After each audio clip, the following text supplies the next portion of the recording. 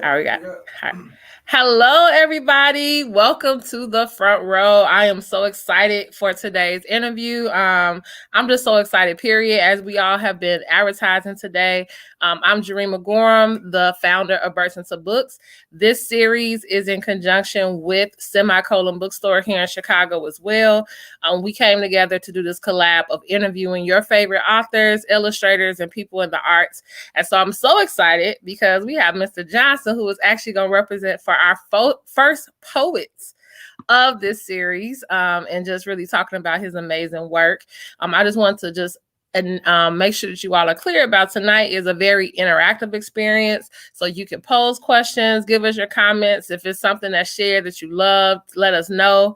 Also, we are still doing our book raffle. So in the chat, I will be posting the link for you to actually enter into that book raffle. We have already started to mail out some of those books, but also we have some more, and we are going to have a special treat for you tonight, and you'll be able to win another copy of the latest release from Mr. Johnson. So I am excited for tonight, like I said. However, I'm kind of recovering from some surgery, so we got my brother who's going to take over tonight for tonight's interview. And so I'm excited. I'm going to be a viewer just like you are. But again, any comments, any questions that you have, please pose them and we will make sure that they are answered. So it's all on you, man.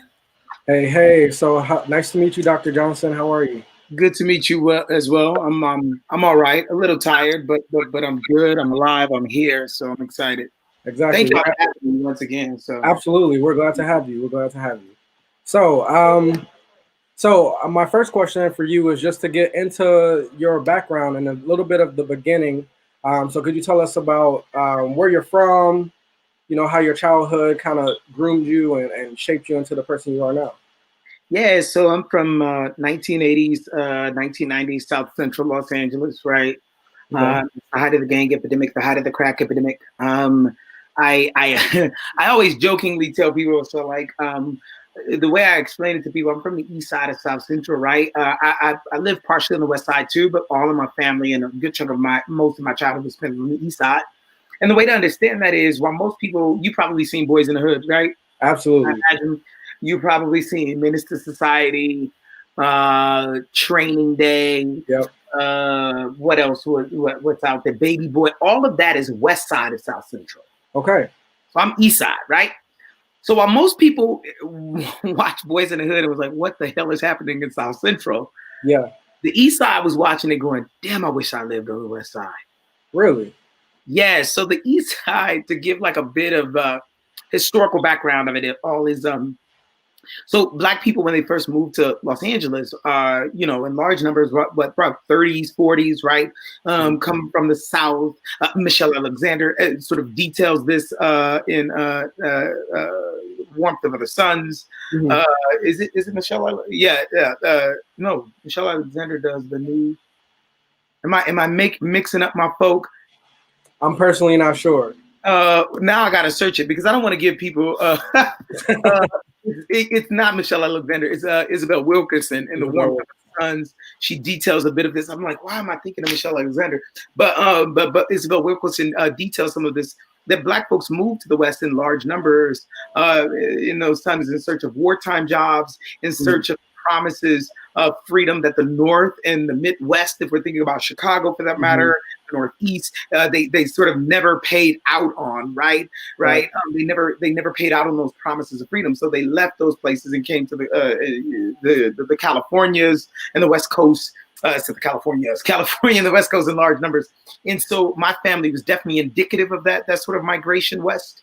And what happens is they got off, and roughly where the train stop is really where downtown is, or Little Tokyo area, right? They went to the area first, just south of that on Central Avenue, hence, South Central.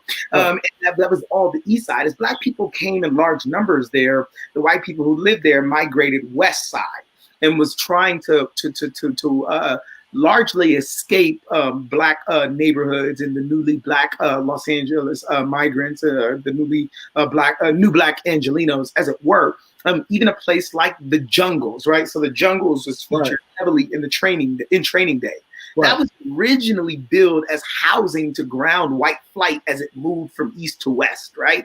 Leimert Park, which is known as a black neighborhood, was built by Walter H. Leimert. I think he hired the Olmsted brothers to do it. And they built that with the idea that there would be no black people that would ever live in Leimert Park. In fact, in some of those houses right now, you can see racially restrictive covenants denying access to black people. Now, they're no longer enforceable per se, but they're there, right? Right. I say all of that to say that's the era I grew up in. So when black people left the east side and went to the west side to sort of desegregate Los Angeles, you have to imagine that in order to do that work, you had to have money. That meant that large amounts of black people with money left the east side and left the east side as a particular pocket of poverty. And it became particularly susceptible to like gangs and drugs. Once gangs moved from that organization that protected black people from white violence, white vigilante violence. And so you had early LA gangs such as the Guardians, the Slaussons, the Businessmen that patrol neighborhoods to keep black people safe, right? I mean, I could go on for years about my city, probably more than I need to know. But South Central, South Central is where I grew up mostly. You said, how did I get to this journey? I think was part of it. Let me stop with the sociological sort of analysis, but I guess with the historical sort of discussion. But I guess I began writing in high school. Actually, that leads us into my next question. I was going to ask you how your background led you into your field now in writing. Yeah, no doubt. So I began writing in high school. There was a particularly attractive girl in high school that was like, I heard you write poems. And at that time, it wasn't a very popular thing for boys to really write poems, or at least it wasn't known as it might be more popular now than then. And I was ready to tell her that's the dumbest thing I've ever heard, right? I was very concerned with my masculinity. How stupid is that, right? In high school, absolutely. Huh? In high school, absolutely. I was like, what the hell? You will not pen poetry on me, fam. And so before I could tell her it was stupid, and it was on the tip of my tongue, like, you're stupid, that's stupid, I'm out of here. Before I could tell her it was stupid, she was like, I think it's so sexy that you write poems. And I was like, what's up, girl? I write poems. I do. That's me. I'm the poem dude.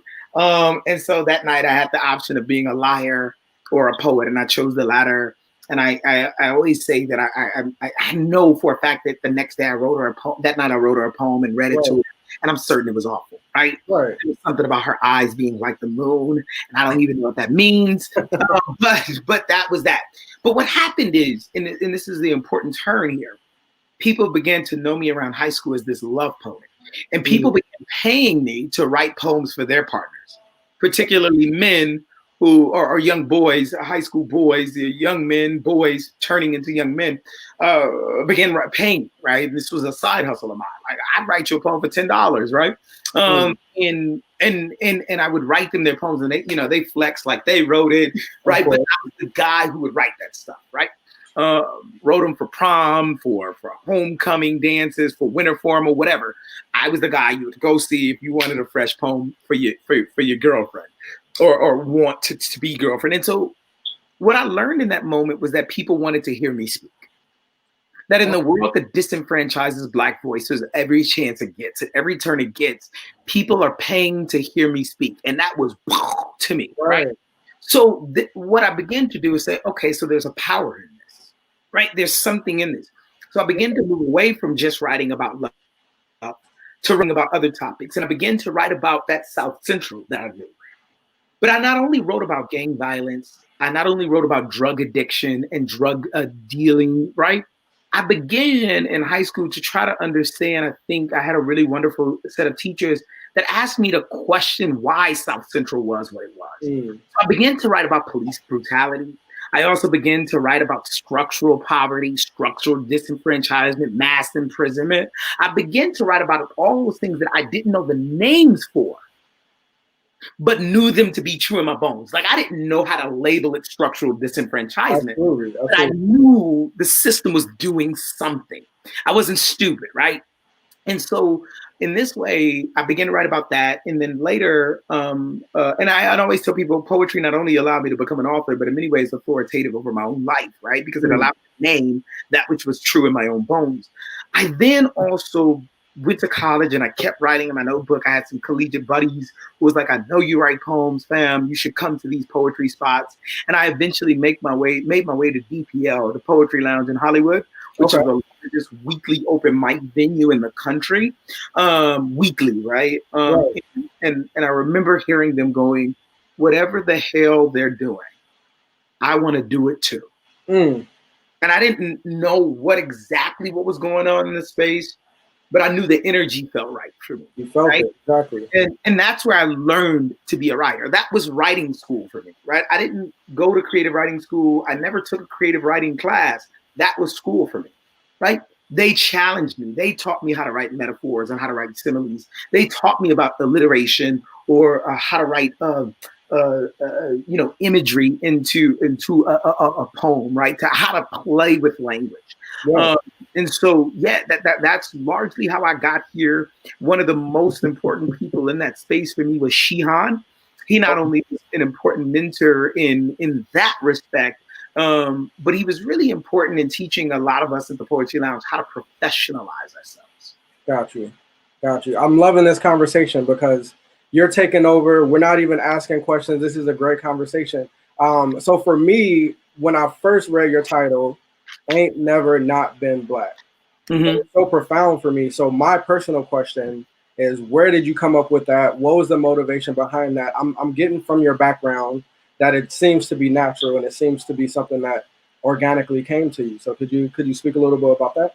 Yeah. So I have a good friend amongst a lot of good friends, but one of my good friends is Imani Cezanne, who's also a wonderful poet in her own right. And she and I talk a lot, right? And we talk foolishness. I mean, we talk poetry, we talk literature, we talk politics, but we just talk, and we talk mess, and we talk ish, and we just vibe on it. I could not stand this woman when I first met her. Okay. I thought she was too much. Those end up being your best friends. Yeah, now I can't imagine. It's hard going more than 2 or 3 days. But I'm like, I ain't talked to Imani in 3 days. I gotta call fam. Right. But she and I were on the phone, and there was another title originally, which is the last poem in the book, which is Enough for Everybody. Okay. Right? That was the original title. And she and I were just talking, laughing, and joking. And I think I said something like, girl, I ain't never not been black. And we started dying laughing. Yeah. And we started laughing not just because of the phrase, but because the phrase itself was black. The triple negative, ain't never not been. Right? The ways in which Black folks' everyday language is often poetic, right? This idea that we don't have to adhere to sort of Euro structures because English is a Euro structure in and of itself of how then to speak, right? The ways that Black folks always make language do, right? I be doing stuff, right? Oh, where you be at, right? We make language work for our livability. And so this idea of this triple negative, this ain't never not been, right? And how we just do this on such a regular basis. So we laughed about how black the statement was in both its literal sense, but also in its black structural sense. Right. And then we laughed at with just two Black folk vibing and always talking mess. And she was like, that should be the title. I was like, oh, right. And that's literally how it worked itself out. Now it is. All right. So I have a couple more questions for you, but I was wondering if you would be up to performing something, maybe either from your book or anything that you had on your heart that you wanted to share. Yeah. So, I could do something from the book. I don't know what I want to do. I play around. So many of, some of the poems in the book are definitely online, right? And most of these poems have stories to them. I don't know. Is there anyone in particular you think? I'm open, right? Let me see. Give me 1 second. Jerema, was there anyone that you particularly wanted him to perform? Yeah, I'm not sure actually. Was there if there's anyone that's speaking out to you? I'll do this one. So I have a bald head now, right? Okay. And I have been shaving my hair since I think the first time I went bald was 9th grade, right? I have a really messed up hairline. and it's hereditary, right? Like I've always had this hairline, like my newborn daughter has it. And I'm like, oh, I'm so sorry, right? Like it's jacked up. And you know, high school boys are vicious, right? Like, Trust. Like it's bad. Like they used to see me like, yo, why you always calling Batman, fam? And I'm like, yo, can you chill today? Like, I have some space, right? And I used to have an S curl, right? Why does that sound South Central to me? That sounds no. Mine was smooth though, like when it was in, right? Because I used to curl the front to kind of hide my hairline a little bit, right? So I was at the top S curl, then I had it faded out. I had like one long part, then a shorter, medium, then a short one, like pop, pop, pop. You couldn't tell me nothing. I had my diamond earrings that weren't diamonds. They were like 2 carat cubic. Yep. I was ridiculous, but you couldn't tell me a thing. So I'm going to do an ode to the S curl. Beautiful. And what's important about the ode to the S curl? It's hello, we still here? Yep. Yeah, we're still here. I'm just gonna let you take the stage. Okay, all good. What's important about the ode to the S curl is that it starts by talking about Baron Davis, who I remember watching play in high school. He was a monster, and I mean, he was a monster. Period. I don't think we appreciate B Diddy enough, right? On June 18th. Of 2015, Baron Davis, aka B Diddy, appeared on ESPN's First Take with an S curl, and while the entire world made fun of him, I thought to myself, good for you, Mr. Davis. Good for you. An ode to the S curl. Oh, sweet S curl. In the 4th grade, when Aileen said, I like boys with that good hair, your box became a dirty prayer. The last confessional I felt comfortable in. You gave me one Hail Mary. I left with a hair full of grace, and ain't that worthy of its own parable? When Chantel ran her hands through my hair in the 8th grade, you were there. A pillar in the Black community, as important to me as a hope or even a dream, always too wet, yet somehow never wet enough, and ain't that worthy of its own parade? I had my sides faded, the top curled and hanging over the edge as niggas are wont to do back then. I kept my sodas in a brown bag when I drank them because that's what the men did with their drinks. They, the kind of men who called everyone they did not grow up with young blood, gave me advice about women and the streets and school. Now, most of them gone. My bald head is a graveyard of follicles, and I'm not sure what to make of the two. There might come a day the kids will know B Diddy more for his hair than for his dunks, his crossover, or even his acrobatic finishes. Indeed, there might even come a day the kids will never know the glisten of an S curl Barron's, an acrobatic finish, a testament to carefree Black boy joy, worthy of so much more than a meme. Mine, a legendary show worthy of its own Hollywood star. Now I'm wondering how many kids younger than us actually know what an S curl is. So one of the Facebook users threw up the S curls. I love that. What's not said? So if I don't know if it's even. So let me look. I'll tell you something that like so I hide things in a lot of poems, right? Mm-hmm. And there is a poem about Justin Bieber. It's called and it's not in this one. I'm surprised I didn't put it in. We might check it out in the editing room floor. But it's a it's an imaginary conversation of Michael Jackson to Justin Bieber. Very interesting. Right? And the idea came about with that poem was that Justin Bieber wore the red leather jacket. Mm-hmm. And it was like, that's a little presumptuous, right? Yeah, wait a minute. That's a little much for me, Beebs. And so the idea, like the poem starts off was like, you had the nerve to wear that red leather jacket at the Grammys, didn't you? Mm. Right? Thought you were bad, blah, blah, blah, blah, blah, blah, right? But the poem says it turns from being how dare you to Justin Bieber to Michael Jackson sort of understanding the perils of childhood celebrity. Absolutely. Right. And so there's a point, and it says to Michael Jackson says to him, it goes, Justin, in Hollywood, they put their stars into the ground for a reason. Right. You don't have the courage to be a beautiful corpse, right? That idea, right? The idea that Hollywood buries its stars. So the poem ends with this idea that my S-curl deserves its own Hollywood star, the dead body on my head now, right? So it's literally like I hide things in poems like that all the time, but yeah. Right. Okay. So beautiful. This is leading us to our next conversation point. So can you talk to us about your creative process? I see from your work that obviously your background and the things that, you know, colloquially happen to Black people are major parts of your work. So could you just talk a little bit more about that? Yeah, so the big thing I always tell people really quickly is like, I always tell people I only write love poems. Right? That's all I ever write, right? So poems that I write are either about love, they are written out of love because of someone that I love dearly, some Black folks who I love dearly, who I want to be in a better place, right?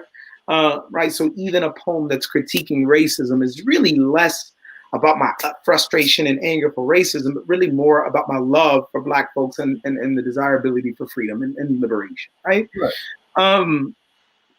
That, right? So like there's a poem called Choke in here, right? That interestingly enough, and it's really short, if I could find it, just sort of flipping through, but it goes to something like, we choke on the blood of our own hands, yet blame those who properly, yet blame those, and then blame those who too arrogant to bleed properly after we murder them. America is such a strange liberator. That's actually a poem about my brother. It never says it. It never says I love you to my brother.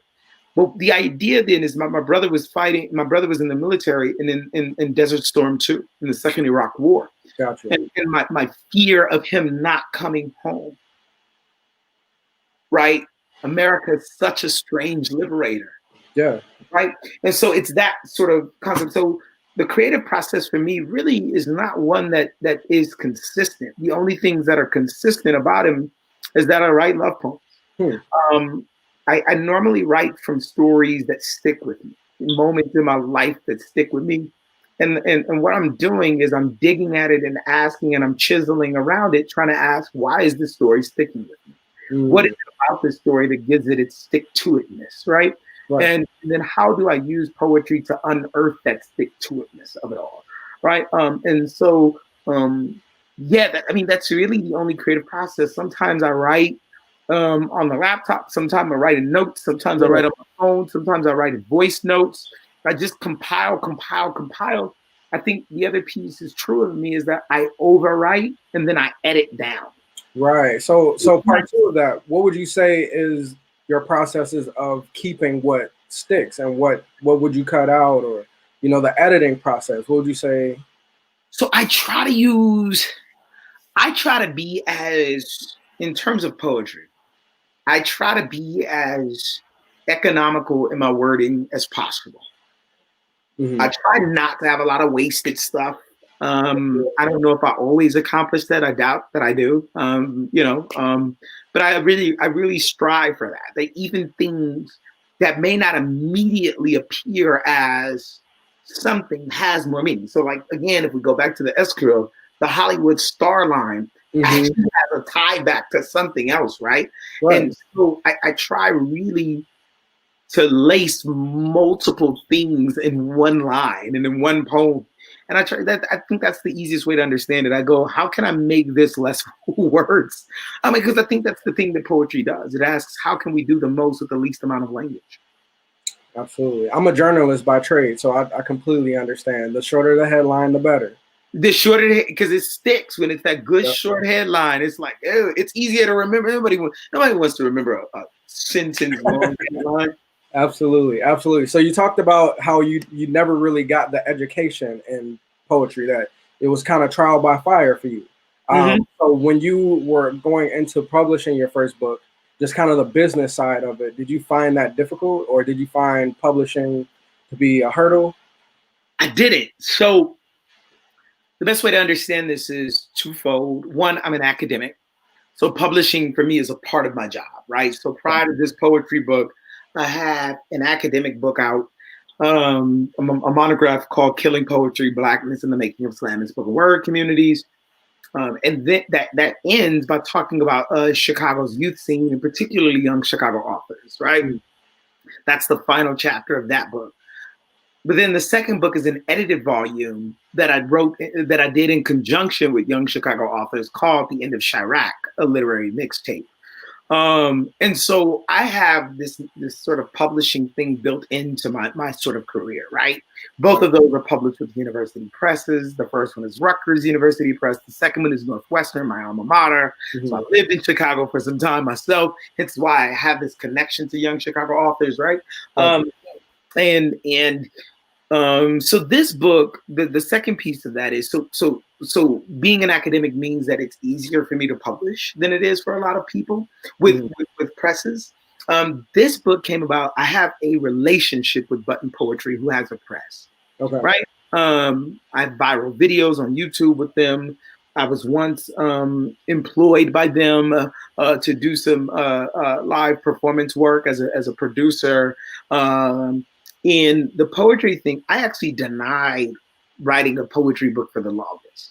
I didn't want to publish a book of poems for the longest. I wanted the poetry to exist in the body, to be a performance thing, to reject the idea that a legitimate poet has to be one that published. And so Button approached me. They were probably the fifth press that asked if I wanted to publish a book. And finally, I was like, all right, I'll publish a book. I know my story doesn't always explain things to people. Like people ask all kind of questions. I'm like, I just do stuff. I don't know. Organic. It's absolutely organic. Yeah, like the thing I always tell people, I just create and then I let that stuff come to me, right? And I know people who have bigger markets than I do who actually cultivate sort of their fan base, right? And I respect that too, but that just wasn't my journey. Okay.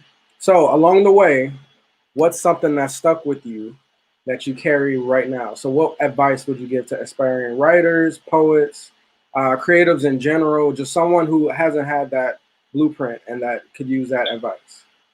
First things first, I always tell writers to find a community.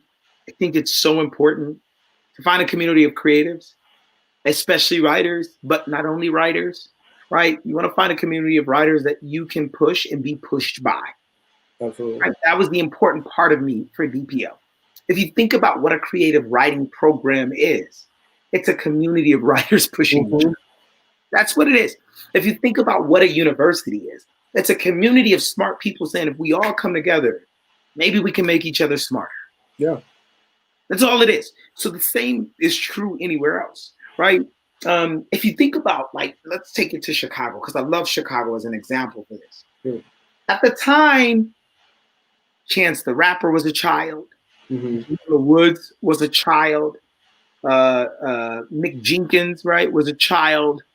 Vic Mensa, right? They were just kids running around Chicago. Performing, really working in the Chicago libraries with that music scene that they were doing in the Chicago libraries. Some of them were with young Chicago authors, but it's literally a bunch of people saying, we're creative.